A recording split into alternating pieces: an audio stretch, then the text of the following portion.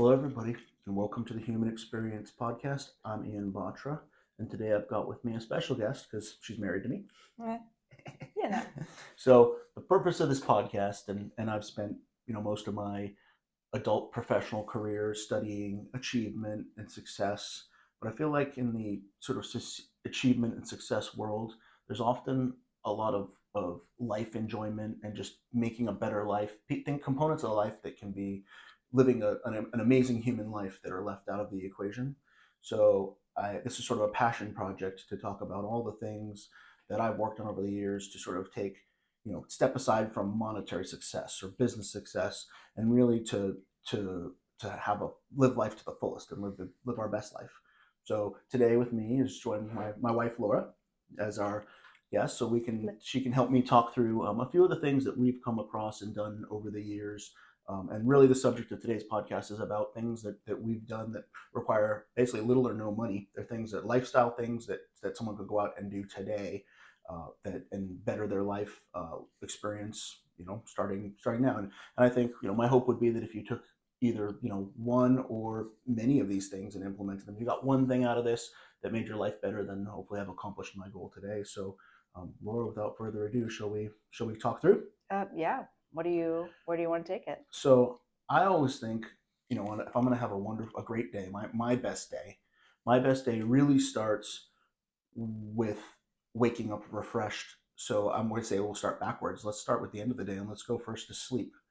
How do you get that wonderful night's rest? So of course, when you wake up first thing in the morning, you're refreshed and ready to go. What are your thoughts? Well, I think that with a lot of the things we're going to be discussing, everybody's different. Everybody has a different kind of sleep cycle. Some people are night owls, some people are morning people.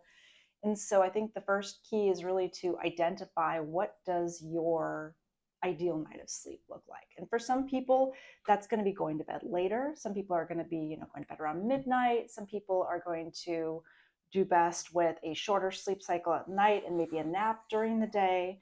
So I think a big part of it is identifying how you function best on a personal level. For me, I know that I require a little more sleep than a lot of other people I know. A lot of high performers, or maybe shorter hours of sleep. For me, I've always needed a little bit more, um, and I've made myself very ill in the past when I try to burn the candle at both ends. And so, um, really identifying what your needs are, and for me, that looks like going to sleep sometime between usually 9:30 p.m. and 11 p.m., depending on where we are, clean up after the day, getting the kiddo off to sleep, and then a little decompression time. Um, and then making sure that that lead up into sleep is, for me, restful. And Sure. again, restful can look very different for different people. That's interesting. Mhm. Yeah, I think for me, I have a little different journey with sleep, mostly because, as you pointed out to me, I had untreated sleep apnea for many years, and I think that caused a lot of other health issues. So I think that's something that's kind of important if somebody does have sleep issues or you're not having sleep issues to diagnose those kind of first and foremost. But I think if I heard you say it, and I would agree, I think a consistent sleep routine. I think one thing that I've found for me too is to go to bed at the same time. Ideally, go to bed at the same time every day and wake up at the same time every day.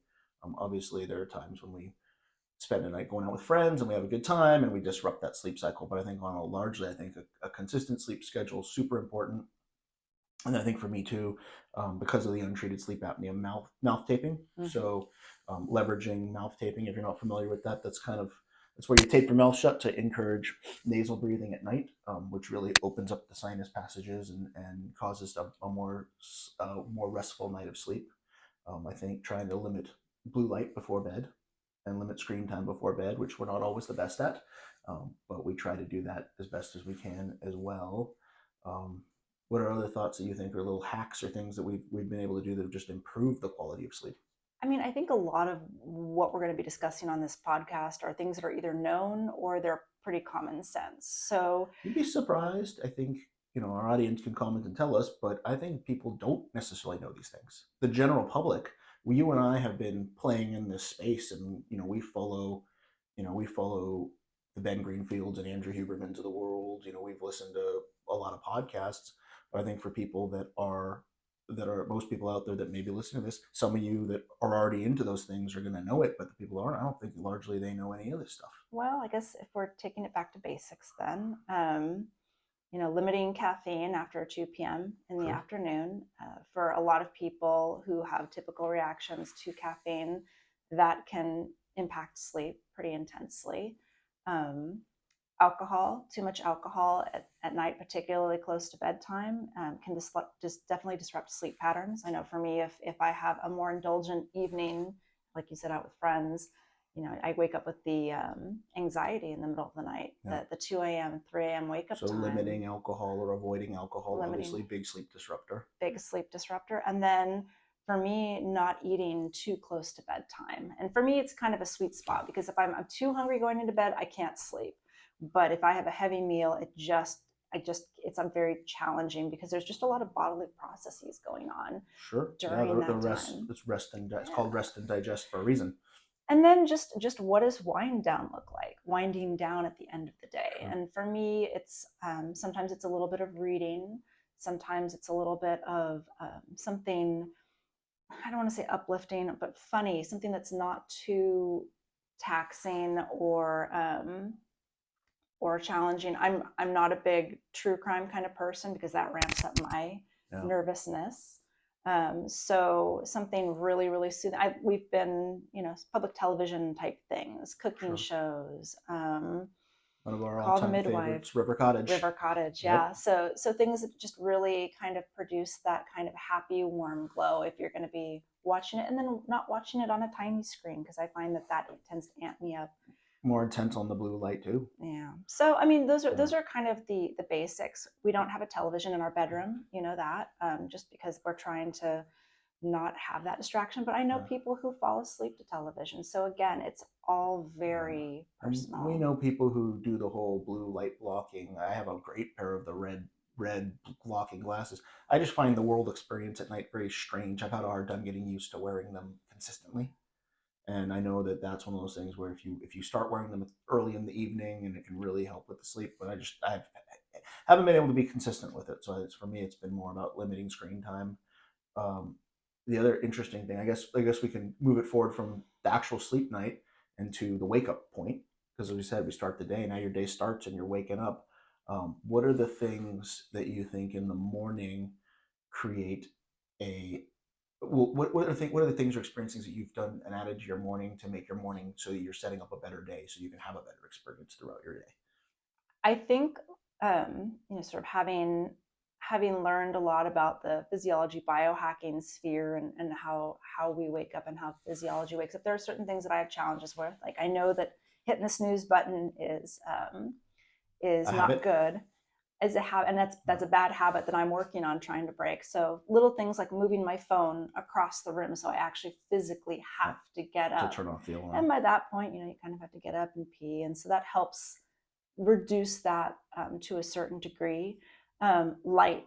Light has been a game changer, and so as you know, we have an alarm clock that has a light built into it, and so in the hour before the alarm actually goes off, it slowly brightens the Yeah, that room. was a great sort of hack, and then I haven't figured out links and whatnot, but maybe we can put a link for people to get that if they want. But there's this alarm clock that Laura's talking about that it wakes you up with light.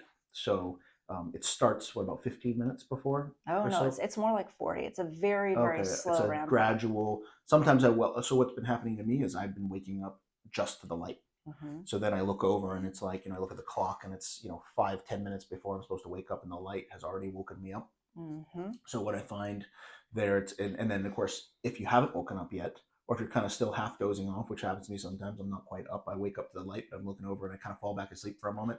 Then you hear the alarm go off, and that ultimately gets you up.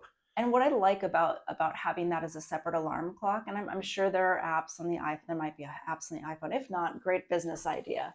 But I'm sure there are apps that could do that. The big thing for me is if that phone is next to my bedside and I wake up in the middle of the night, and I'm already feeling anxious, the doom scrolling is just unreal. And Yeah. that I know that that is Yeah. not a good habit to be in.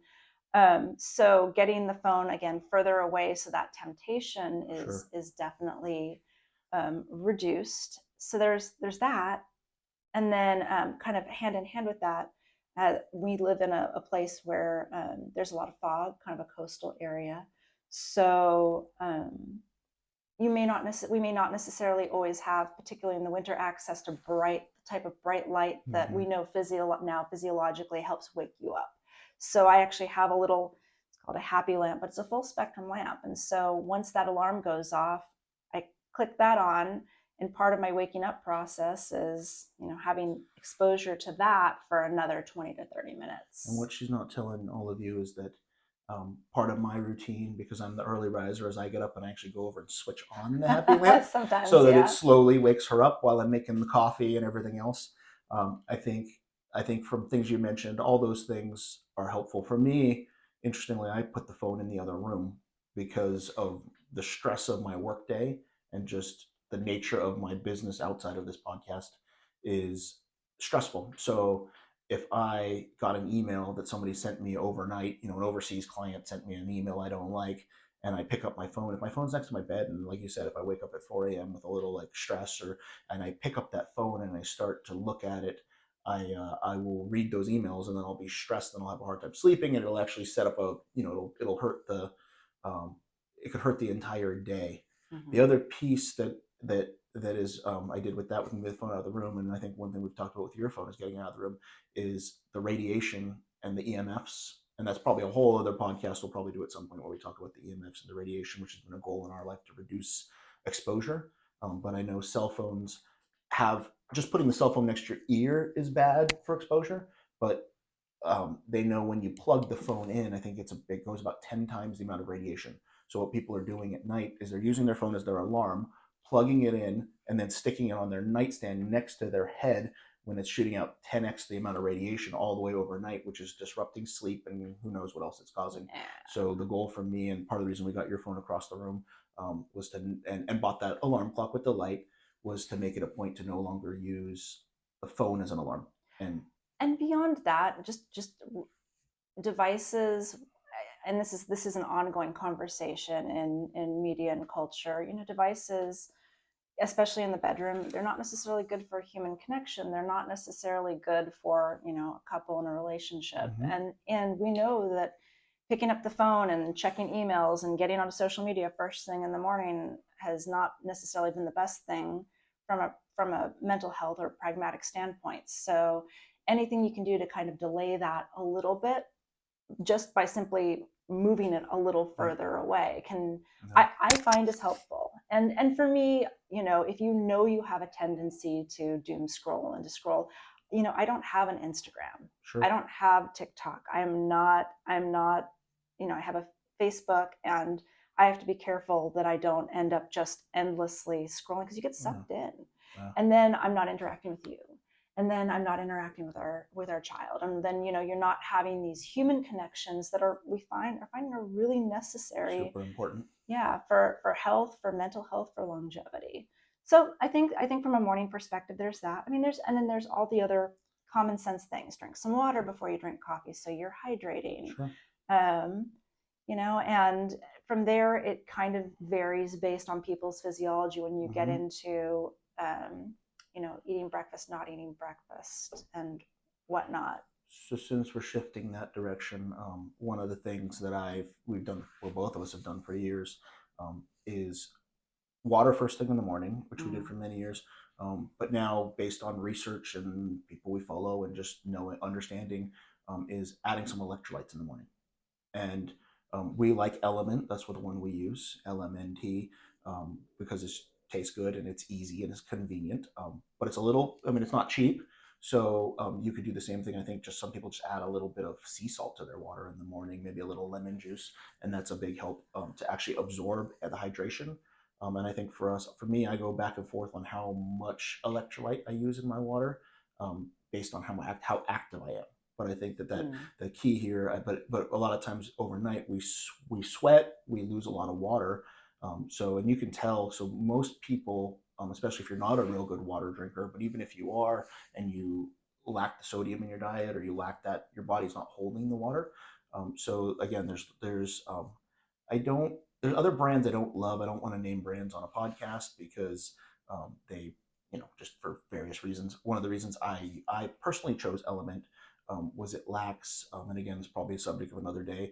I try to avoid synthetic B vitamins because they're not as absorbable. So we only consume methylated B vitamins, and so some of the big brand sort of hydration formulas are loaded up with these synthetic B vitamins. Element is just salt, potassium, and magnesium in high quality forms, a little bit of stevia, and then whatever the flavor component is. So that's why I think for us we use Element, and our whole family likes it now. Well, we do, but I mean, again, I don't use it every day and all the time because, Yeah. it's not, again, I think what you really hit the nail on the head with, you know, increased exercise. And so, and to give you an example of what that might look like is one of the things that Ian and I do a fair bit of when we exercise is hot yoga and hot Pilates, and it can be really really dehydrating. And so supplementation with an electrolyte can be important to prevent muscle cramping and other issues that can pop up, and it aids in hydration. But if I'm not doing a lot of that, like plain old water with lemon, whatever makes Yeah. it more palatable, however you get it down, it's Yeah. it's making sure that you get it in. And And before, water within reason, because it's a real legit thing. Some people, when they start drinking water, especially plain water, you can very much overdrink water too. So that's something too. You don't just pound water nonstop. It's, I mean, plain water. That's one of the beauties of electrolytes, is it helps the absorbability of water, and may um, lower the need for as much plain water. So I think that's one thing people get. Water is a complicated subject. Again, we could have a whole entire talk just about water, but I think the key there is, a little water, maybe a little electrolytes, especially if you've been super active. Let's talk caffeine. Moving on to caffeine. What are your thoughts, Laura? caffeine, I mean, our house doesn't run without it. I mean, it's caffeine is one of those things where if you like it, you like it. If you don't, you don't. Some people can't take it because they have medical conditions where it's not necessarily good for their heart or their anxiety. Some people benefit from it. It can help relax them depending on what they have going on. My big thing is just monitoring it and seeing where you're feeling. I love coffee. I love tea. That said, if I have too much of either, I'm kind of heart racing and you Yeah. know edgy. And again, hydrating in between. So it's like for me, it's like okay, make sure you don't drink.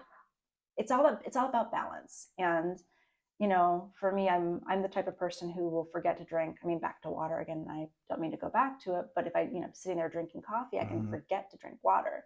So like little tools that I have, like I have a water bottle that measures out kind of things for the day and has a general timeline. And it's just kind of a visual reminder of, am I on track? Am I on target? So I'm not Yeah. drinking too much at one time. That I, meter sort of tells you if you get to afternoon and you're still in the morning meter. It's not an exact science, but it sort of gives you a measure of how much you did or didn't drink that day. Oh yeah, Correct? and I've done it, by the way. Has specific watermarks on it, but I've done it before with just whatever, Other quart bottle. size water bottle, and I use rubber bands or hair ties, and I have a bunch of them on, and I'll move it up and down depending on how many cups I've drank. So that's kind of a easy, cheap hack if you don't Yeah. want to have lines on your water bottle. It's just a visual reminder. It's kind of like a little rubber band around the wrist, except you know Yeah. and so with that, there's that. I mean, for me, a lot of my life, because I have a tendency to be extreme in some ways, is about keeping it a baseline and a balance. And so for some things it means not over consuming, and for some things it means not under consuming. And that's kind of a strategy and a philosophy I take into pretty much everything in my life, whether it's food, whether it's rest, whether it's exercise. I want to make sure that I'm not going too far up or down off the baseline because that just kind of keeps me on track. I tend to think caffeine is probably one of the world's oldest performance enhancing drugs. And as that, it is like a performance enhancing drug because you can, as you put it, you can abuse it, you can take way too much, and you can also make it a crutch where you become sort of addicted to it. Mm-hmm. If leveraged right, it's great for mental. It can spark your brain and your mental activity. If you drink a cup of coffee before your workout, it can give you that boost to get extra reps or extra whatever you need in your workout. On the flip side, I'll kind of say, and we can get into this a little later more, but I always say alcohol and sugar are probably two of the world's oldest recreational drugs. Mm. And sugar is one of the things I would say should be viewed as such. I've always looked at, a cookie. If I want to have that cookie, but I think of it, oh, that's kind of a recreational drug. It's like it's not good for me, but it's for enjoyment or whatever. And it's like I said, caffeine is to be thought of as that. It is a performance enhancer, but also if you make it an addiction, you drink too much of it, it can be dehydrating, and it can become something that people rely on as a crutch. And then all the benefits, I think, with caffeine sort of go out the window if you use it too much. If you're waking up, stumbling to the coffee pot looking for that cup of coffee and you can't function without it, then there's probably something off with your relationship with caffeine. So I've worked really hard to try to change my relationship with caffeine to where it's something that I leverage to for its benefits, as opposed to something that I take on as a something that I have to have every day. But also I struggle with that too, because I actually we drink good coffee and I really enjoy the taste of coffee. Mm. So there's an enjoyment there too, and sort of the ritual and the enjoyment of coffee, which sort of I battle back and forth with the benefits or negative effects of caffeine. Well, and I think that's true of a lot of things, particularly in our culture and society, is achieving a balance and looking at things um, objectively and not putting moral judgments on them. I mean, look, like, have there been is our brain wired to look for sugar? Do ultra processed food companies take advantage of that? Yes. Does that make a cookie morally good or bad? No. and Sure.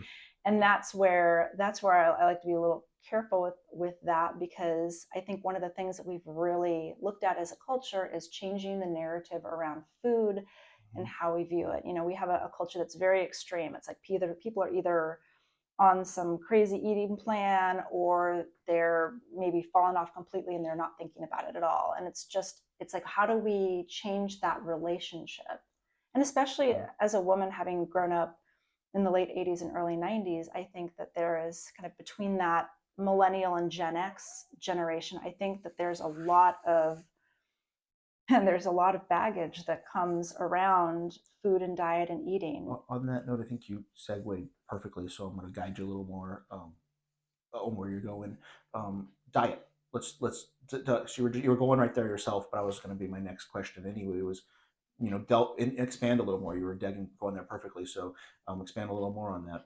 What's your diet philosophy? What are the things diet wise, and how have you leveraged sort of these ideas into a better into basically, and what are your hacks? What are your things that someone could do today that would just improve their well being, their energy, their enjoyment around food and diet?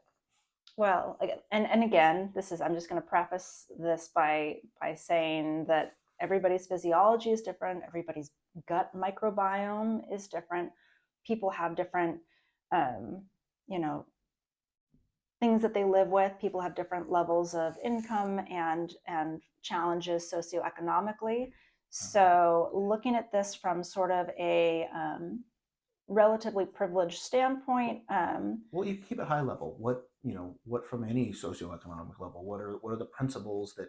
Because we've talked about this. We I think you and I are firm believers, and through our various business endeavors and in incomes ups and downs over the past 20 years, I think you and I could both say that we've eaten well the entire. I think we've eaten well the entire time, even when money's tight. So you don't have to get into the socioeconomic level. It's more about what are the principles, what are the components, and it's not tied to money. what makes you happy that allows you to live in roughly the body that you can cope with without too much pain or stress or physical impairment, if that makes sense. Okay. And I know that probably sounds very complicated, but again, like, I think that coming from an era where I feel like a lot of us were almost gaslit over food and body image, what that boils down to is, what is common sense, what's going to be reasonably healthful, I'm still going to derive enjoyment out of, because let's be honest, like food is one of the things that human beings do enjoy for the most part. Um, Okay, since you're not being very specific, I'm going to guide you a little more. I think the key here is, for my opinion, it's about real food.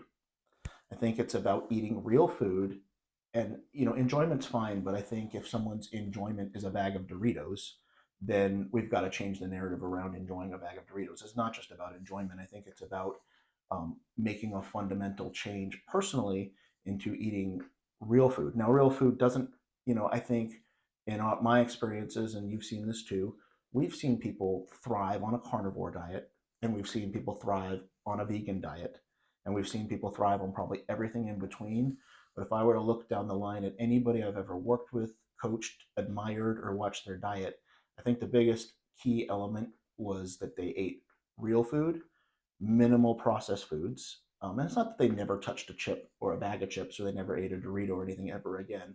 I think the big key here is that they were eating real food, minimizing processed food, and I think that's kind of the my personal opinion. But expand. I mean, so yeah, that's I think that's one of the areas where you and I definitely have had a little more friction, because it's not that I'm going out there eating a lot of processed foods, but I just don't see the problem in having um, small amounts of it in the diet.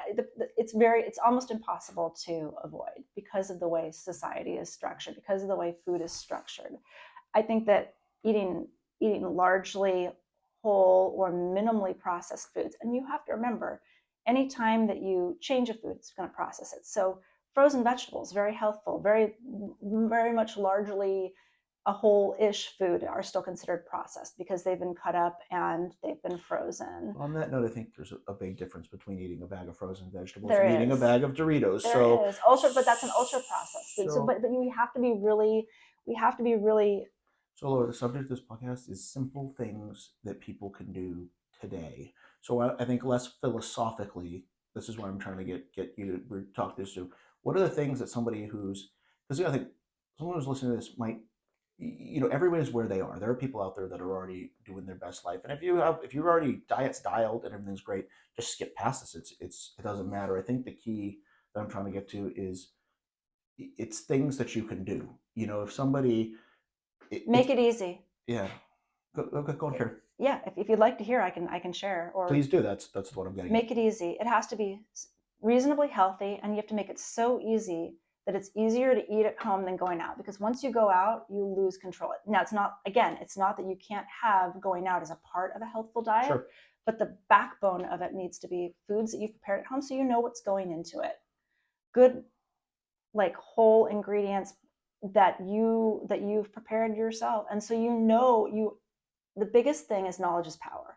And so if you know that it's chicken, and it's if you eat meat and vegetables and rice, and you know that you've prepared it with olive oil or butter or whatnot, it's not an ultra processed seed oil, or if it's not something that you just don't know how it's going to react in your body.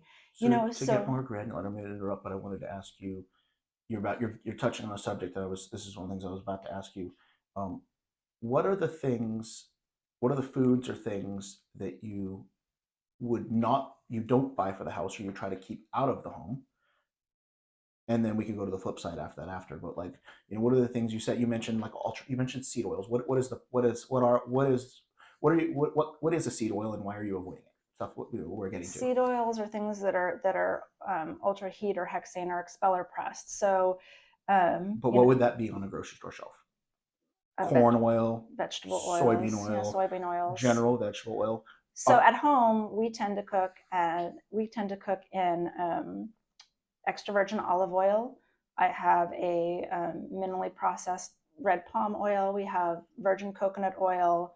We Ghee. render our own ghee. So ghee, we render our own tallow, and we render our own pork fat at times. And I say bacon grease. So okay, so the safe fats, if I'm hearing you correctly, are the safer fats from to avoid the vegetable oils. So you're avoiding soybean oil, you're avoiding corn oil, but that's a preference for me, because I think that, again, this goes back to personal. I see inflammation from it. You see Right. inflammation from it. You have health conditions that improve when we don't consume it, and that's why Mhm. I don't want to make overreaching generalizations. I Look, think the key I'm getting at is people need specifics, because if you're not specific, you help no one. all right, specifics. So Try to eat some sort of raw vegetable every day, some sort of cooked vegetable each okay, day, and a fruit each day. And that, I know they say 5 servings, but if you look at this, a serving of cooked vegetables is a half a cup. So if you eat a cup on a plate, and the cup is, 2 tennis balls, half a cup is a tennis ball, right? So if you look at that, that's already 2 servings. If yeah, you eat 3 cups of salad, that's 1 serving, but that, compresses a lot. So, it's if you have a couple servings of the cooked vegetable and a couple servings of raw and a fruit, you're already at 5. And yeah, it's very, very common sense. If there's something that you have a hard time eating, figure out if you can drink it instead. If you don't like your greens, that's where a lot of people yeah. do the green smoothie or the green juice thing, because it goes down faster. I have a hard time getting enough calcium in just because I don't think about it. So rather than necessarily eating a solid breakfast, because I don't wake up hungry, I'll have 2 large cups of coffee, and in each cup of coffee there'll be maybe around half a serving of milk, Yeah. 4 ounces or so. And so I'm getting, between the 2 cups of coffee I have in the morning, a full serving of dairy, which is going to help with my calcium intake. You have to make it easy. You have to make it ingrained, and you have to make it common sense. We have salad with dinner every night, not salad for dinner every night. Mhm. Um, and that's just personal. I don't feel full off of cold foods the way I feel full off Yeah. of hot foods. But we have that salad built into dinner at night, because that way I know I'm getting that raw And leafy what does matter. that typical salad look like for you? Give me the components. What would be an example? It could differ, but what is a salad? What is a salad to you? Salad to me is what we enjoy, or what you enjoy, that you will eat. And for me, I get bored if it's just greens. So we'll do oftentimes a mixed green, or an arugula, or a spinach, or a power greens, or however you want to kind of do that. So the base is greens, and then I'll add fruit. I'll add roasted beets that are chilled. I'll add pumpkin seeds or some sunflower seeds for some extra healthy fat, Yeah. or half an avocado.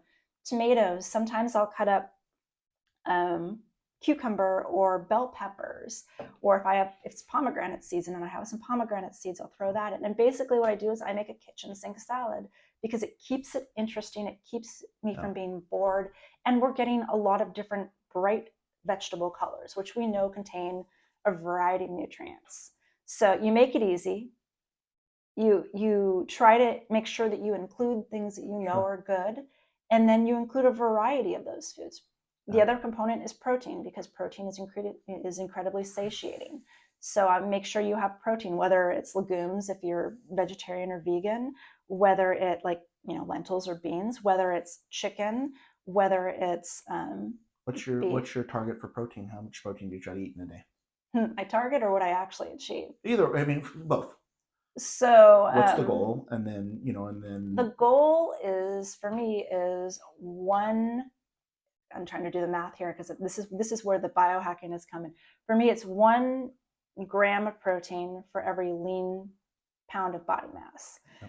based on my body fat percentage, which is anywhere from 23 to 24, depending.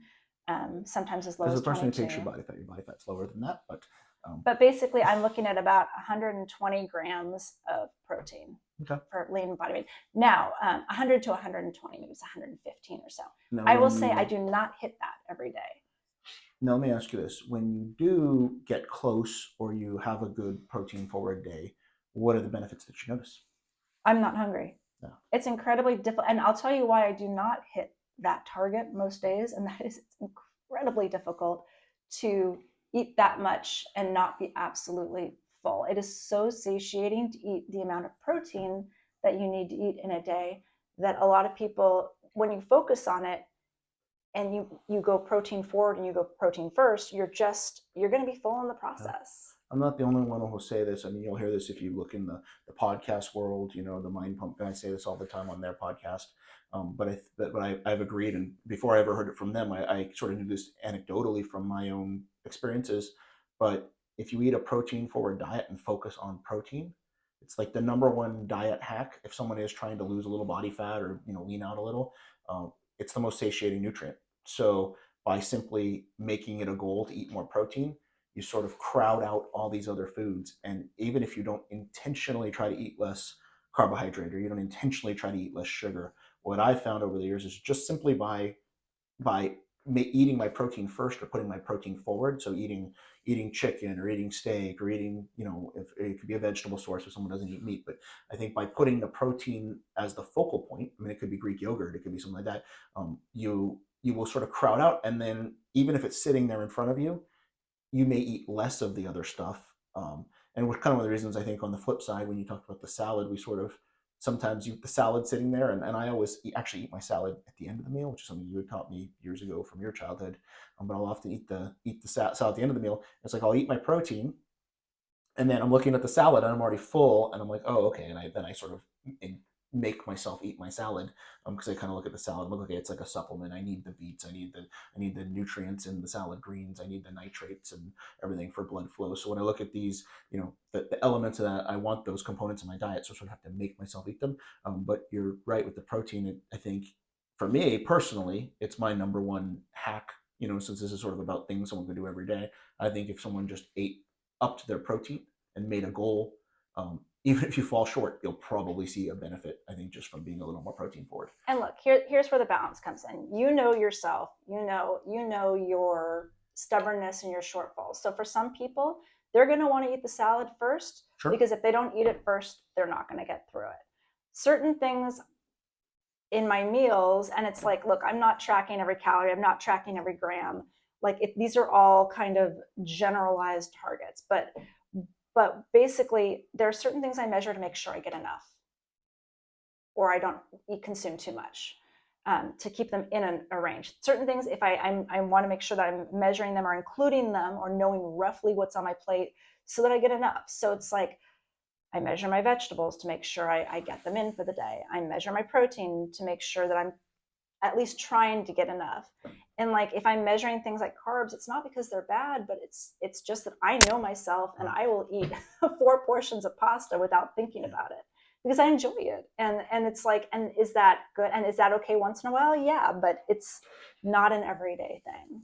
So if I were to summarize, and correct me if I'm wrong, William, but this is sort of what I'm hearing, and I think it's been our philosophy: eat real food, Mm-hmm, um, eat protein forward, mm-hmm. try to eat the things that you want to put in your diet, but that may not be disciplined. Like maybe, like you said, it could be you may have to eat the protein first, you may have to eat the salad first. Mostly prep it at home.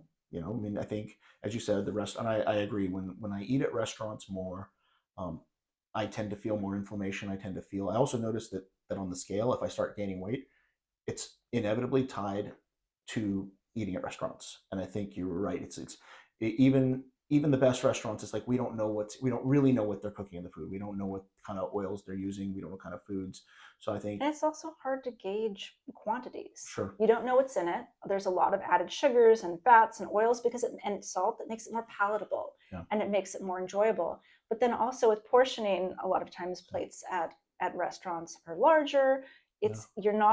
It's really hard to gauge portion control. Or And inevitably somebody orders an appetizer, and you're going to pick at that too. You're going to add in someone else throws something else, like I have a hard time resisting the calamari. And if we're out with friends and they throw the calamari in the middle of the table, not that you can't ever have the calamari, but that's one of my weaknesses. And obviously then you're getting all that fry oil and everything else. And I hear exactly what you're saying.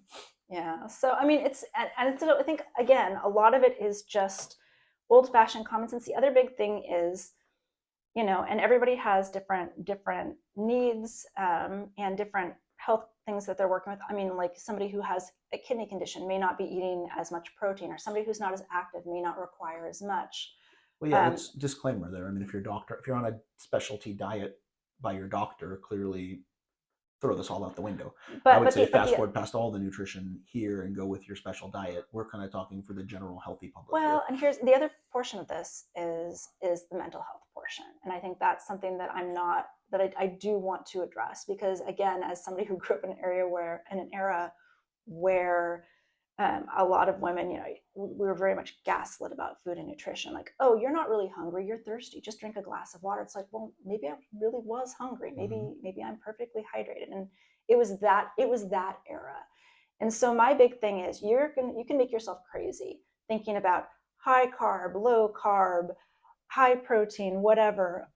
I just kind of tend to take a more traditional approach, and I don't like the word traditional, but uh, kind of just people in previous eras were not necessarily overweight. They ate a lot of their meals from home. They weren't necessarily eating high fat, low fat, blah blah blah. They weren't like obsessive over one certain phase.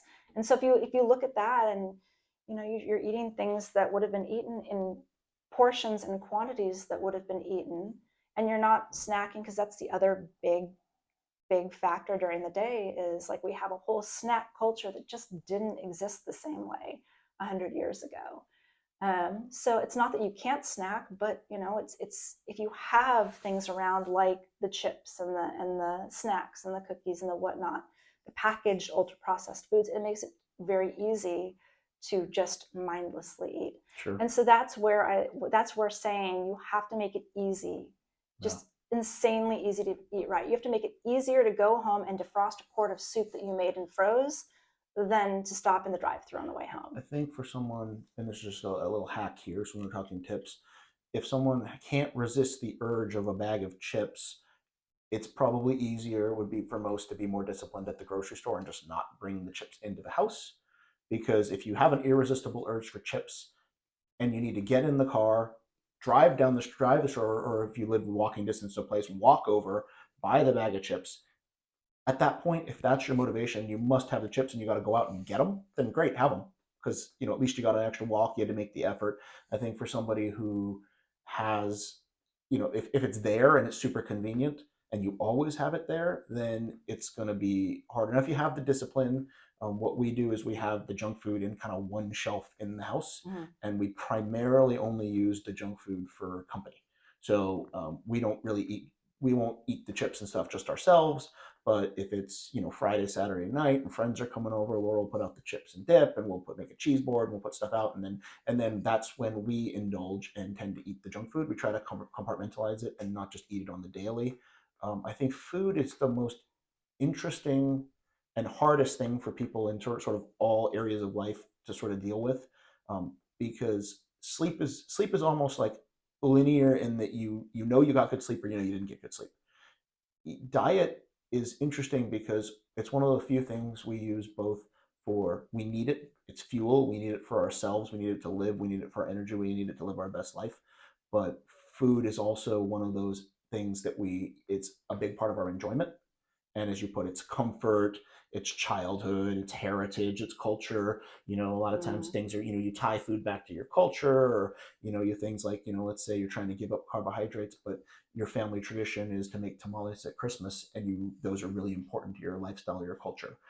Or in, like Laura, in your case, some of the Italian sweets you grew up with, eating certain things at Christmas time, or it's, those are the things too, for things I grew up with, my heritage food. So I think that that's the hardest thing, because if to be completely objective, I did this for years when I was in another life, when I was in the fitness world and a personal trainer, and I used to write people diet plans and workout plans. The workout plan was easy. They would do the workout plan. I could get anybody to follow a workout plan, no problem, because I stood there over them while they did each rep or did each exercise.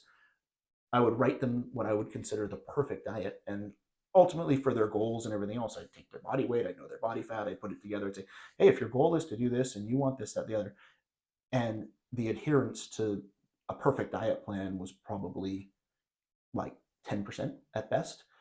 And I found that over time, the reason for that was everything we just talked about. Food is not as objective. I mean, there's so many other components that go into eating and diet. So that's, I think, where some of these, like, changing your basic philosophy or principles. So that's where, as we said, I think for me, like, protein forward now. I tell someone, hey, just eat more protein, because then I'm not telling you, hey, don't eat that cookie your mom made that is from your childhood, and don't give up on those things. You're not allowed to have Christmas tamales. I love Christmas tamales too. So I think what I would tell someone is, if you focus on like changing basic principles and trying your best on the regular, then you don't have to beat yourself up when whereas, because that was the problem I was had. Once people, and I can think of examples of people I trained over the years, once they sort of went off the diet, it was over. And then once they gave up, they just completely gave up. So, I think we've gone back to this thing where it's like, no, it's not about being perfect all the time. I think it's about slowly changing your philosophy and relationship with food over time. Yeah. And I mean, I think that, and I think that when you're looking at it, the other piece of the equation that a lot of people don't take into account is when you're looking at something, just if you look at it from a very narrow weight perspective standpoint, weight management perspective, diet is pretty much 80 to 90% of it. The largest portion of calories that you're going to burn during and I hate using the trigger warning, but like the largest percentage of energy burn you're going to see throughout the day is your basal metabolic rate. Sure. That's just the energy it takes to keep your brain functioning, your organs going, and the amount you exercise. You're not necessarily, unless you're young and exercising a whole lot, going to make an appreciable difference with exercise. Exercise is important not because of that type of body maintenance in terms of weight, but in terms of health maintenance and longevity. And so I think that's the other kind of piece of the equation with this lifestyle that we need to dovetail into, because you do need regular movement and activity. Sure. And it's just like with food, where I'm a really big fan of adding things in, not taking things away, and making small, measurable changes that are sustainable. And so it's like if you are very inactive, one of the better indicators for health and longevity tends to be how much muscle mass do you have. And really what we need to be doing is laying a base for that, earlier in life. And when I say muscle mass, I don't mean like bodybuilder, huge mass. It just means use your muscles, be active, do weight bearing exercises. It's really good for muscle mass, bone density. These are things that I'm, having to think more about now as I'm in middle age. So And you so, did it again. You sort of transitioned us to the next topic. sorry, No, it's okay. it's the wife But anticipating I you wanted thing. to. I'm gonna slow you down because I want to be more. Again, we want to be more specific because the point of this is to help people. And if we get too philosophical, I think sometimes it. You and I, because we've been doing this a long time and we've been in the space, it's really easy to just to want to listen to philosophy and apply that to our habits or think. But I like to be a little more specific, and I think, if I were to sort of preface this, because we're going into exercise now, Oh yeah. and I think so. One of the things I recently heard, and it was Peter Attia said it, and obviously a leader in the longevity space, even though he says he doesn't love the word longevity. I think one of the things Peter Attia says, he said two interesting things, because you're kind of alluding to this. He kind of made a comment that like maybe a teenager could exercise away a bad diet, Yeah. but especially at our age, as we get older, people in their 40s, 50s, 60s, it's going to be nearly impossible to exercise away a bad diet. So to be healthy, you're going to need some combination of good diet and exercise. Now, I think, but what on the flip side, what Peter T said, if you were to only be able to pick one and apply it to long-term health and longevity, it would be exercise. Yeah. Meaning, so if an example, like if you say you listen to this podcast and you did one thing today that we talked about that would most dramatically change your life or improve your health or Move your improve your body. mental, is to move somehow. Now, I think some 3 sort to of 5 times a week, 30 to 60 minutes, moderate. well, moderate to intense, Moderate to intense, but it's one of those things where, but something every day. I think the key here is moving every day, because that's the problem that I think people get into. Is it's not about, and again, this is kind of where we're going. It's not going to the gym and smashing weights and running sprints every day. It's moving every day, and I think for a lot of people, this you will gauge this to your level. If you're sedentary and you don't move at all, exercising could be getting up and walking around the block. Mhm. If you're already really active and mobile in the day, then it could be about adding in something. But I know that what you were talking to for, and we can go. Let's go down this subject. There's basic movement. There's steps. There's just sedentary moving. But I think as we age, one of the challenges that is talked about very little, but one of the things we now know is a marker of like longevity and health span, living a better life longer, does come down to retaining your tissue and having some form of muscle mass. Mm-hmm. So I think so. Let's get a little more practical and granular about that, because you were talking about that, and then we can talk about cardio movement and stuff like that. But I think Twice a week. I've been told. I have been told from a strength from a standpoint, from a strength standpoint, move some heavy stuff twice a week. And that could be dumbbells, that could be squats, basically weight bearing exercises. Because what it's going to do is it's going to help your muscle mass, especially as a woman, sure, because we don't tend to do that. A lot of us as women. I think it's getting better, but especially heading into middle age and elder age, it's going to be good for our muscles. It's also going to help our bone density to be doing these weight bearing exercises. So twice a week with that is what I've been told. And also in terms of just moving your body. I don't care if it's dancing around your kitchen. I don't care if it's walking around the sure. block. 3 to 5 days a week, 30 to 60 minutes. I, And they say that beyond that, there's not necessarily additional benefits, but getting in that range can be really, really, really, really life changing, really beneficial. I think one of the best sort of modern technology things I've seen around the basic movement. Now, before we get into strength and flexibility and all that Mm. pieces, I think the one of the most things I think has been beneficial is this sort of the get your steps in concept. And everyone has this like 10,000 steps goal, but I think one of the things that's helped me, and for me it is an everyday thing. I try to get 10,000 steps at least every day, but I think if you and we all carry around an iPhone. Your iPhone has a step counter on it. So even if you don't have a Fitbit or an Apple Watch or something, if you're carrying your iPhone in your pocket, just look at it and see how many Smartphone, steps yeah. smartphone, and you can see, because if you're at 2 or 3,000 or 1,500, then you're very sedentary, and just simply making an effort to up that. So again, if somebody's at 1,500 and they try to get that up to 4 or 5,000, that's a step in the right direction.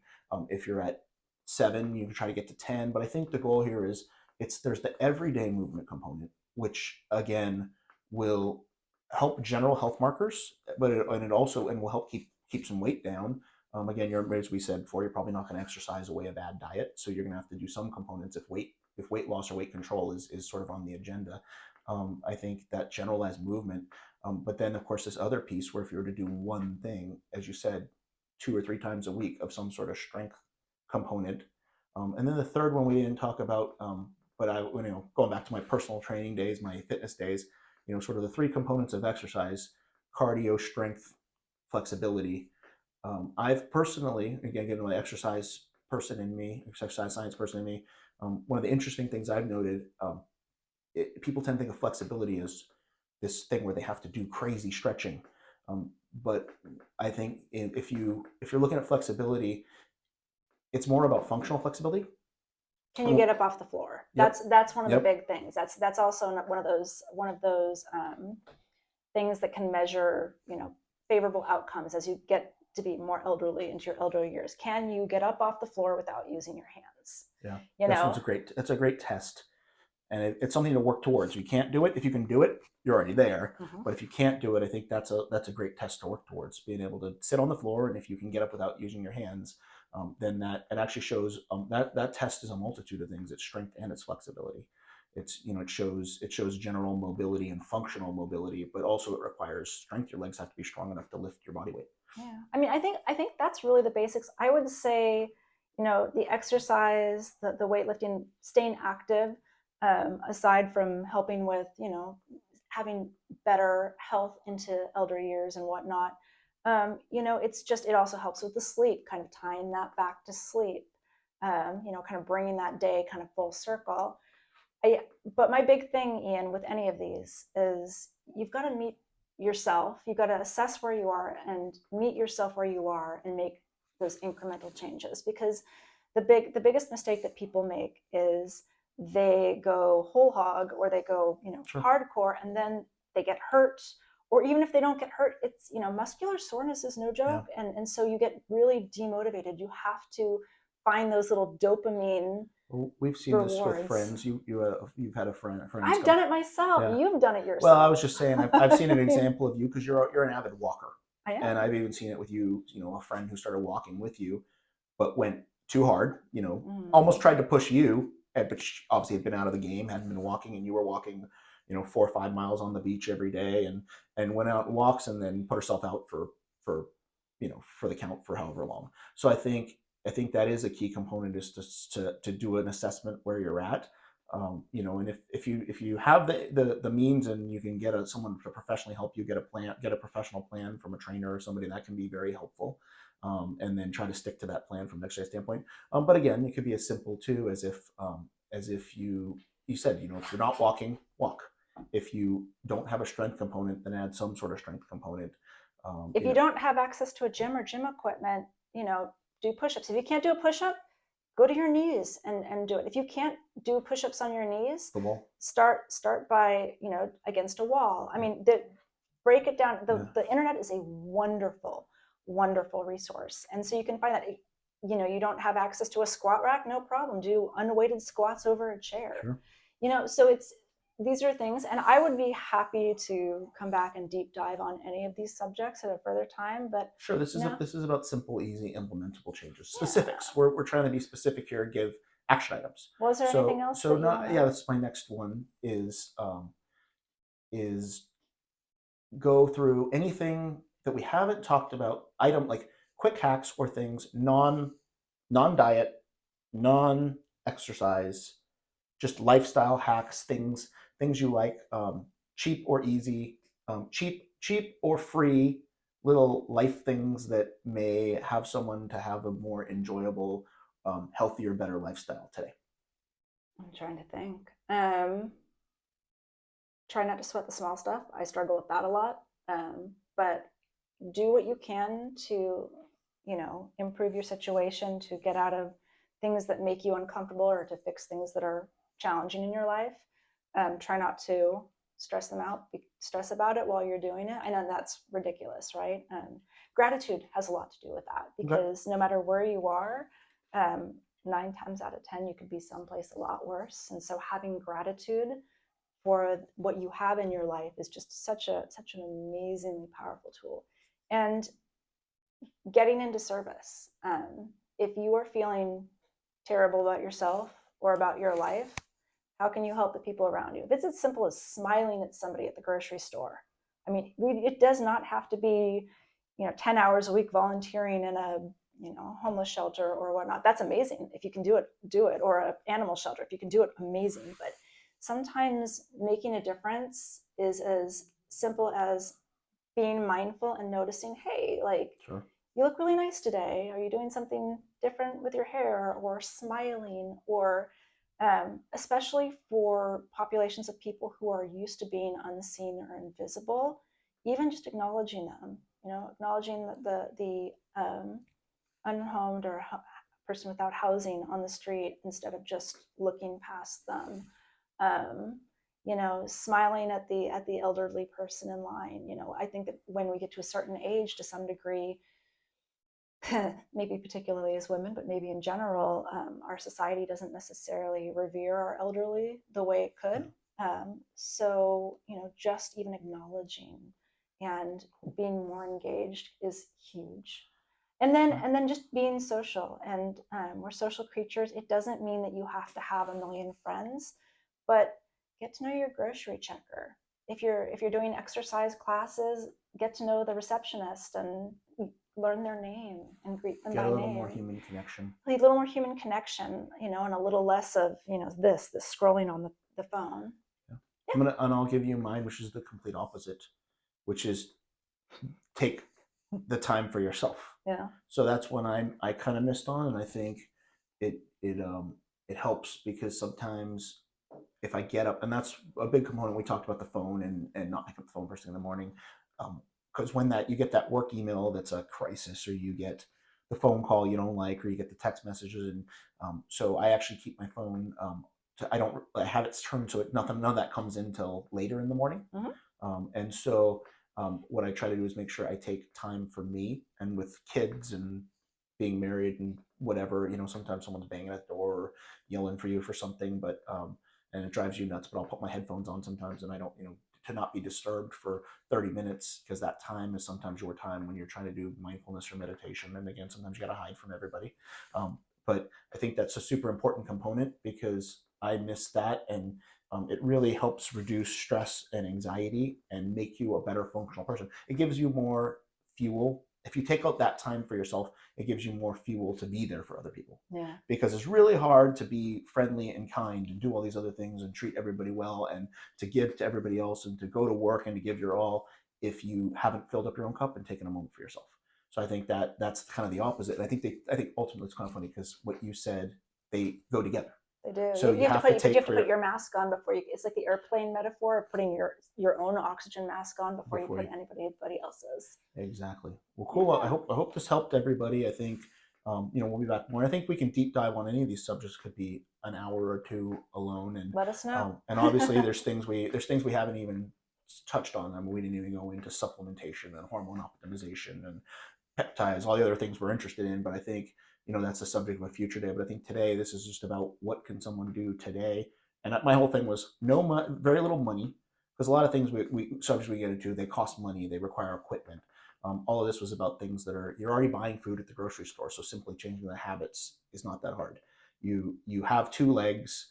Well, some people don't, but if you don't, there's other ways you can exercise. So sorry, but my point is, you got your body, you can use your body, you can exercise, and you can move. So anyway, thanks for joining us. Human Experience Podcast, Ian and Laura. Thank you.